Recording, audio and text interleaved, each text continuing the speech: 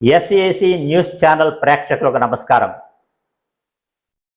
త్వరలో మన దేశంలో పార్లమెంటు ఎన్నికలు జరగబోతూ ఉన్నాయి.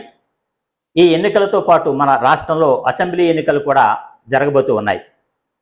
ఈ సందర్భంగా అన్ని రాజకీయ పార్టీలు తమ తమ బలాబలాలను నిరూపించుకోవడానికి ప్రయత్నం చేస్తూ ఉన్నాయి. ప్రస్తుతం అధికారంలో ఉన్న వైఎస్ఆర్ కాంగ్రెస్ పార్టీ తన పీఠాన్ని భద్రపరుచుకోవడానికి ప్రయత్నం చేస్తూ ఉంటే, ప్రతిపక్షంలో ఉన్న తెలుగుదేశం పార్టీ జనసేనతో పొత్తు పెట్టుకుని తాను గతంలో కోల్పోయినటువంటి అధికారాన్ని తిరిగి చేజిక్కించుకోవడానికి ప్రయత్నం చేస్తూ ఉంది. ఇక జాతీయ పార్టీలైనటువంటి కాంగ్రెస్ అలాగే బీజేపీ కూడా ఈ రాష్ట్రంలో కాలు పెట్టి తమ ప్రతిభను ప్రదర్శించుకోవడానికి ప్రయత్నం చేస్తూ ఉన్నాయి. ఏది ఏమైనా ఒక అభ్యర్థి గెలవాలి అంటే ఆయన చేస్తున్నటువంటి కృషి, చేయబోతున్న కృషితో పాటుగా ఆయా నియోజకవర్గాలలో వారి తరపున కృషి చేసేటువంటి క్షేత్రస్థాయి నాయకుల యొక్క కృషి కీలకమవుతుంది. ఈ సందర్భంగా మేము క్షేత్రస్థాయిలో ఉన్నటువంటి కొంతమంది నాయకులను ముఖాముఖిగా కలిసి వారి ద్వారా కొంత సమాచారాన్ని సేకరించి మా ప్రేక్షకులకు లేటెస్ట్ సమాచారాన్ని అందించాలని మేము ప్రయత్నం చేస్తూ ఉన్నాము. మేము చేస్తున్నటువంటి ప్రయత్నాన్ని మా ప్రేక్షకులు అభిమానించి ఆదరిస్తున్నారు. ప్రేక్షకులందరికీ ముందుగానే మరొకసారి ధన్యవాదాలు తెలియజేస్తూ ఉన్నాము. ఈ రోజున తూర్పుగోదావరి జిల్లా కడియం మండలంలో జేగురుపాడు గ్రామంలో ఈ గ్రామానికి సర్పంచ్గా బాధ్యత వహిస్తున్నటువంటి ప్రముఖ న్యాయవాది శ్రీ యాదల సతీష్ చంద్ర స్టాలిన్ గారిని మీకు పరిచయం చేయబోతున్నాము. అయ్యా స్టాలిన్ గారు నమస్కారం. నమస్తే అండి. బాగున్నారా? బాగున్నాం సార్. సార్, మా ప్రేక్షకులకి మీరు ఒకసారి పరిచయం చేసుకోండి. నా పేరు యాదల సతీష్ చంద్ర స్టాలిన్. నేను జగిరిపాడు గ్రామానికి సర్పంచ్గా పనిచేస్తున్నాను. అదేవిధంగా కడియం మండల వైఎస్ఆర్ కాంగ్రెస్ పార్టీకి అధ్యక్షుడిగా కూడా నేను పనిచేస్తున్నానండి. సతీష్ చంద్ర గారు,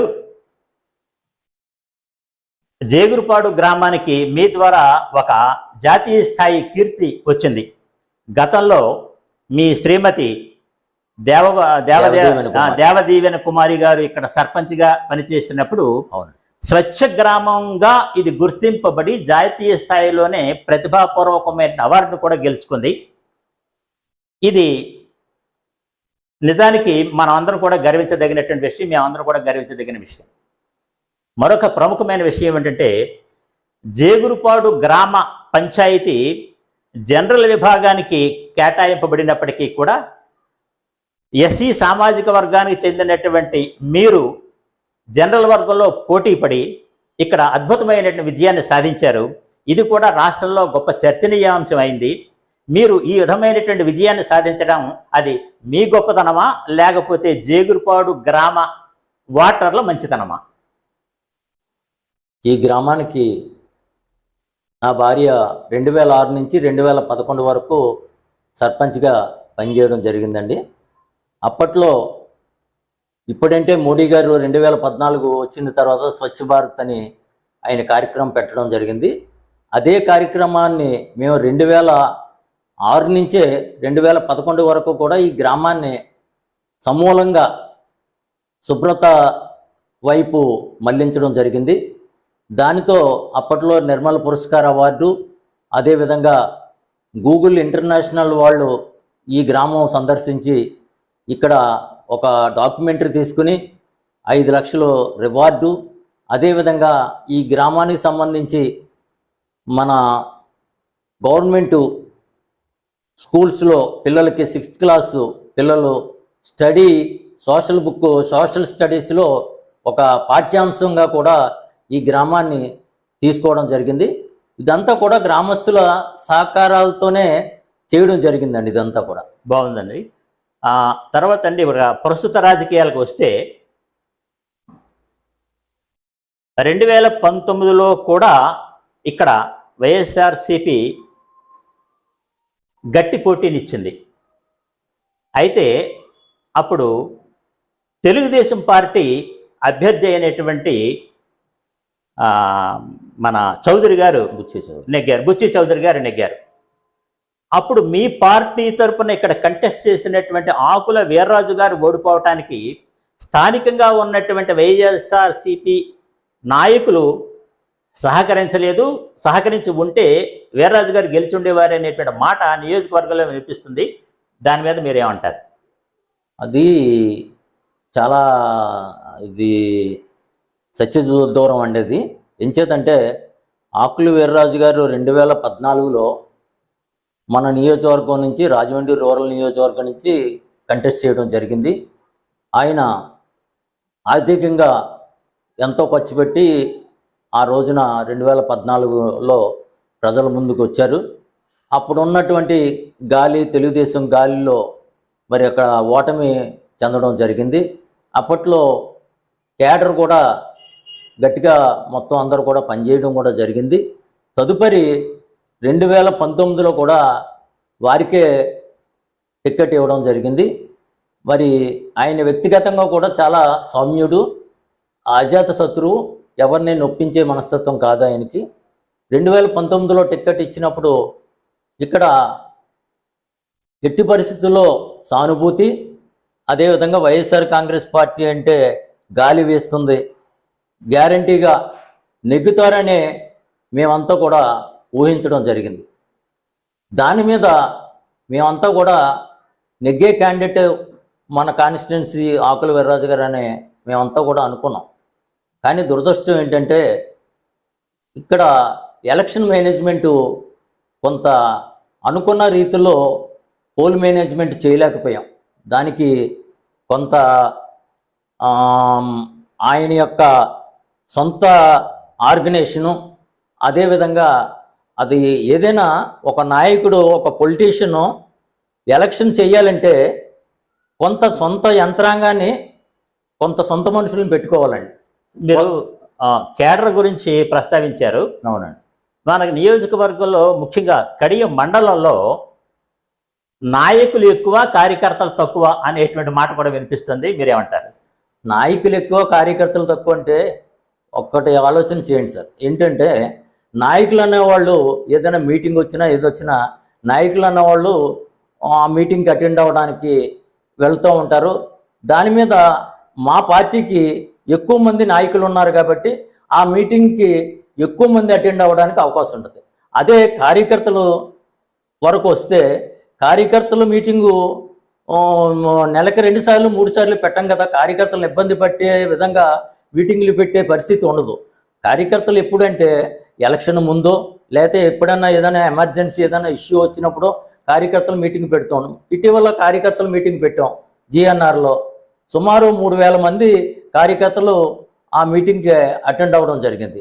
నాయకుల మీటింగ్ అనేది నెలకి 2 సార్లు 3 సార్లు ఏదైనా సమస్య వచ్చినప్పుడు నాయకుడు పిలుపు మేరకు ఎక్కడో ఆఫీసులో కూర్చుని మాట్లాడడానికి నాయకులు వెళ్తారు, తప్పులేదు. ఈవేళ కడియం మండలంలో గ్రామాల్లో చూస్తే ప్రతి గ్రామంలో కూడా వైఎస్ఆర్ పార్టీకి సంబంధించినటువంటి నాయకులు మినిమం 10 మంది ఉంటారు.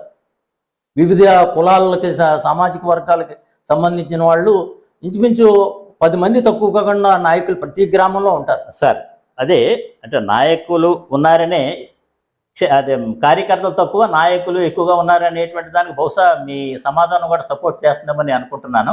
మరొక విషయం, తరచుగా మన నియోజకవర్గంలో వైఎస్ఆర్ కాంగ్రెస్ పార్టీ కోఆర్డినేటర్స్ని ఎందుకు మారుస్తుంది? అలా మారుస్తూ ఉండటం వల్ల కార్యకర్తల్లో ఒక అయోమయ స్థితి నెలకొనడం లేదా?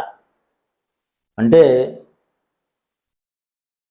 గవర్నమెంటు వచ్చిన తర్వాత ఆకుల వీర్రాజు గారు ఇక 2014లో కోఆర్డినేటర్గా ఉన్నారు. తర్వాత 2019లో ఓడిపోయిన తర్వాత కొద్ది కాలం కోఆర్డినేటర్గా ఉన్నారు. తదుపరి ఇక్కడ బీసీ సామాజిక వర్గానికి సంబంధించి అభ్యర్థిని ఇక్కడ ఇంట్రడ్యూస్ చేస్తే ఫలితం మెరుగ్గా ఉంటుందేమో అనేది అధిష్టానం ఆలోచన చేయడం వల్ల ఒక బీసీ సామాజిక వర్గానికి సంబంధించినటువంటి వ్యక్తిని, అంటే ఏ విధమైనటువంటి అనుభవం లేనటువంటి కుటుంబం పరంగా వాళ్ళ తండ్రి గారు ఈ ప్రాంతానికి ఎమ్మెల్యేగా పనిచేయడం అవన్నీ చూసి ఆర్థిక పరంగా స్థితిమంతులు అనే ఆలోచనతో మరి చందన నాగేశ్వరరావు గారికి యువకుడికి బాధ్యతలు అప్పగించడం జరిగింది. వాస్తవం అది. మరి ఆయన సుమారు 3 సంవత్సరాలు చేయడం జరిగిందండి. జరిగిన తర్వాత మారుతున్న పరిస్థితులు బట్టి ఇక్కడ ఏం చేతంటే ఇక్కడ 2 దఫాలు ఒక సీనియర్ ఎమ్మెల్యే, సీనియర్ నాయకుడు, తెలుగుదేశానికి సంబంధించినటువంటి బుచ్చి చౌదరి గారు ఇక్కడ 2 దఫాలు ఎన్నిక అవ్వడం జరిగింది. చాలా సీనియర్ ఆయన. ఇప్పటికే ఆయన 6 సార్లు ఎమ్మెల్యేగా నెగ్గి ఉన్నటువంటి వ్యక్తి. అటువంటి వ్యక్తి మీద మరి జూనియర్గా ఉండేటువంటి ఈయన ఎంతవరకు ఆ సీనియర్ నాయకుడిని తలపెడగలరు అనే ఆలోచన రావచ్చు.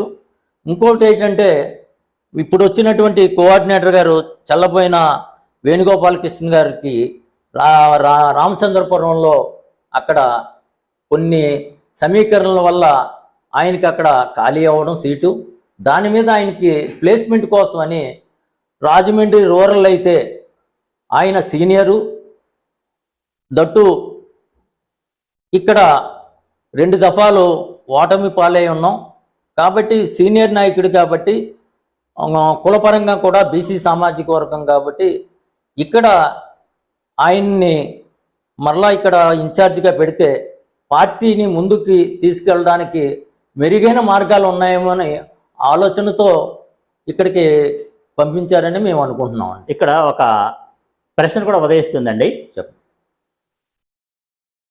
రాజమహేంద్రవరం గ్రామీణ నియోజకవర్గంలో కాపు సామాజిక వర్గము, బీసీయేతర సామాజిక వర్గాల ఓటర్ల సంఖ్య ఎక్కువగా ఉంది. అందుచేతనేమో కాంగ్రెస్ హయాంలో 40 సంవత్సరాల హయాంలో కానీ, అలాగే తెలుగుదేశం హయాంలో కానీ, గత 2019లో వచ్చినటువంటి వైఎస్ఆర్సీపీ కాంగ్రెస్ హయాంలో కానీ బీసీయేతర వర్ణాలకు చెందినటువంటి వ్యక్తిని ఇక్కడ అభ్యర్థిగా నిలబెట్టారు. వారు గెలుపొందారు కూడా.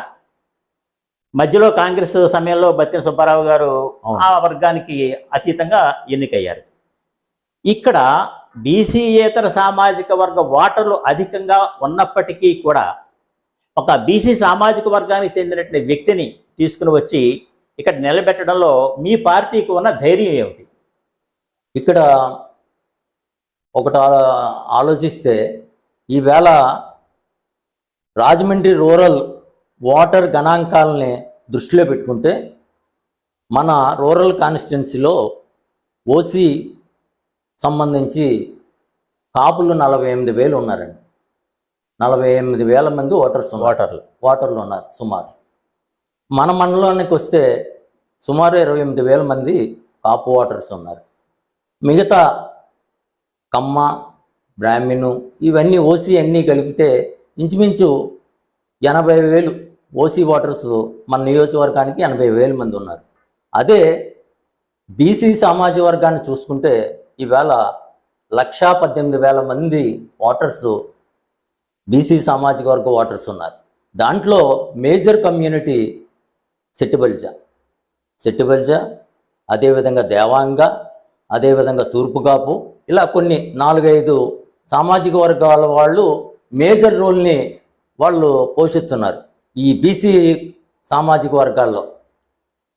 తదుపరి ఎస్సీ సామాజిక వర్గానికి సంబంధించి సుమారు 56,000 మంది ఓటర్స్ ఎస్సీ సామాజిక వర్గంలో మాలా సామాజిక వర్గం సంబంధించి సుమారు మరి 45,000 వరకు ఎస్సీ సామాజిక వర్గం సంబంధించిన వాళ్ళు ఉన్నారు. మాదిగ సామాజిక వర్గం రెండు కలిపితే 55,000-56,000 మంది ఎస్సీ సామాజిక వర్గం ఉన్నారు. అంటే ఓటర్ల పరంగా చూసినట్టయితే బీసీ సామాజిక వర్గం నుంచి ఎస్సీ ఎస్టీ సామాజిక వర్గం నుంచి ఎక్కువ సంఖ్యలో ఉన్నారు కాబట్టి వారి వల్ల ప్రయోజనం పొందుతుందని మీ అభిప్రాయం. అంతేనా? అయితే ఇక్కడ అభ్యర్థిగా పోటీకి నిలబడినటువంటి వేణుగోపాలకృష్ణ గారు బీసీ సంక్షేమ శాఖ మంత్రిగా పనిచేశారు. అవును. వారు బీసీల నుంచి ఓట్లు అడగడానికి బీసీ సంక్షేమ శాఖ మంత్రిగా బీసీలకు ఆయన చేస్తున్నటువంటి కార్యక్రమాలు ఏమిటో కొంచెం చెప్తారా?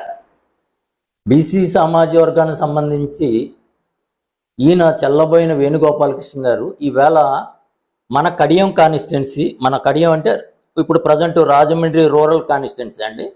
రాజమండ్రి రూరల్ కాన్స్టిట్యున్సీలో అధికారం రుచి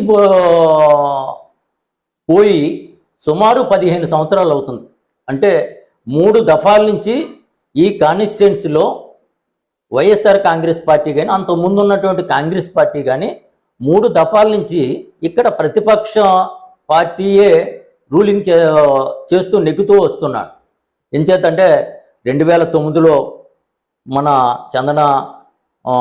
చందన రమేష్ గారు, తర్వాత 2014లో బుచ్చి చౌదరి గారు, 2019లో కూడా బుచ్చి చౌదరి గారు ఆయనే నెగ్గడం జరిగింది.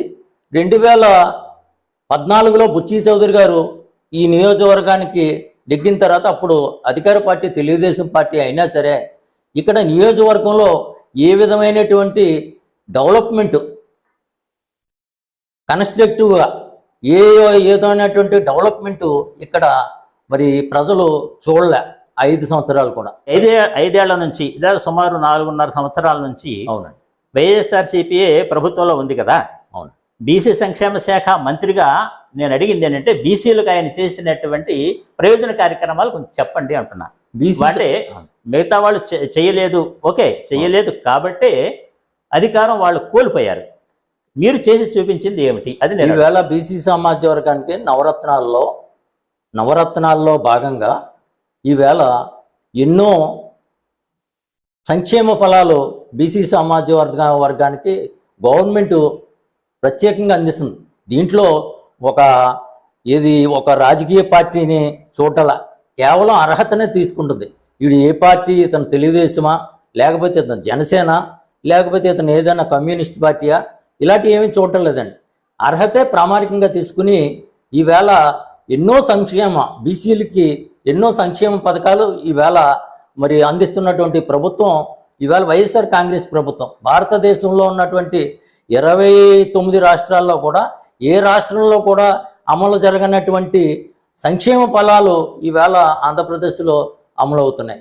ఇంకోటి ఏంటంటే సీనియర్ మంత్రిగా ఈ నియోజకవర్గంలో రావడం వల్ల మేము 15 సంవత్సరాల క్రితం అప్పట్లో జక్కంపూడి రామ్మోహన్ రావు గారు ఈ కాన్స్టిట్యున్సీలో R&B మినిస్టర్గా ఉన్నప్పుడు, క్యాబినెట్ మినిస్టర్గా ఉన్నప్పుడు ఒక మినిస్టర్ అంటే ఏంటి, ఒక మినిస్టర్కి ఉన్న పవర్ ఏంటి అనేది ఇక్కడ నాయకులు కానీ కార్యకర్తలు కానీ రుచి చూశారు.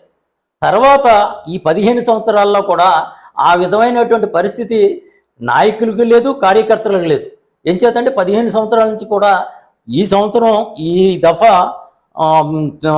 వైఎస్ఆర్ కాంగ్రెస్ పార్టీ అధికారంలో ఉన్నా సరే మేము ఇక్కడ ప్రతిపక్ష పార్టీలో ఉన్నట్టే ఉన్నాం. ఎంచేతంటే ఇక్కడ మాకు ఎమ్మెల్యే, మా పార్టీకి సంబంధించినటువంటి ఎమ్మెల్యే నెగ్గపోవడం వల్ల, ఎమ్మెల్యే ఉంటే ఎమ్మెల్యేకు ఉన్నటువంటి ప్రోటోకాలు, ఎమ్మెల్యేకు ఉన్నటువంటి పరిస్థితులు ఒక రకంగా ఉంటాయి. ఇన్ఛార్జ్ అనేటప్పటికీ వాళ్ళకి కొన్ని పరిమితులు ఉంటాయి, కొన్ని ప్రోటోకాల్స్ ఇబ్బందులు ఉంటాయి. దాని మీద ప్రజలకి ఇంటరాక్ట్ అవ్వడం అనేది తక్కువగా ఉంటుంది ఎవరికి, కోఆర్డినేటర్స్కి, వీళ్ళకి. అదే ఎమ్మెల్యే అనుకోండి, ఏదైనా ఇష్యూ వచ్చినప్పుడు డైరెక్ట్గా కలెక్టర్ గారు కానీ లేదా ఇంకోళ్ళతో కానీ ఇమ్మీడియట్గా మాట్లాడడానికి అవకాశం ఉంటుంది. అందుకని అది ఆ విధమైనటువంటి పరిస్థితి లేక కార్యకర్తలు కానీ నాయకులు కానీ చాలా అసంతృప్తిగా ఉన్నారు. ఇప్పుడు ఈయన సీనియర్ మంత్రి, క్యాబినెట్ మినిస్టరు, జిల్లా ఇన్ఛార్జ్ మినిస్టరు, ఆయన్ని ఇక్కడికి ఇన్ఛార్జిగా మా కాన్స్టిట్యున్సీకి రావడం వల్ల ఈయనకున్నటువంటి ప్రోటోకాల్, ఈయనకున్నటువంటి క్యాబినెట్ ర్యాంక్ని బట్టి ఈవేళ కార్యకర్తలు కానీ నాయకులు కానీ చాలా జోష్గా మరలా ఒకసారి గతంలో 15 సంవత్సరాల క్రితం రామ్మోహన్ రావు గారు హయాము ఈవేళ మా అందరికీ కూడా గుర్తుకొస్తుంది. ఓకే, మన కడియం మండలంలో బీసీ సామాజిక వర్గానికి చెందినటువంటి చేనేత కార్మికులు చాలామంది ఉన్నారు. అవునండి. ఈ చేనేత కార్మికులు గతం నుంచి కూడా చాలా చిక్కులు పడుతున్నారు, ఇబ్బంది పడుతూ ఉన్నారు. వైఎస్ఆర్ కాంగ్రెస్ పార్టీ వస్తే మా బ్రతుకులు బాగుపడతాయేమో అని వాళ్ళు చాలా ఆశలు పెట్టుకొని వైఎస్ఆర్సీపీ మీద వాళ్ళు గంపటి ఆశతో ఉన్నారు. బీసీ సంక్షేమ శాఖ మంత్రి అయినటువంటి వేణుగోపాలకృష్ణ గారు బీసీ సామాజిక వర్గానికి చెందినటువంటి చేనేత కార్మికులకు ఏమైనా చేశారా?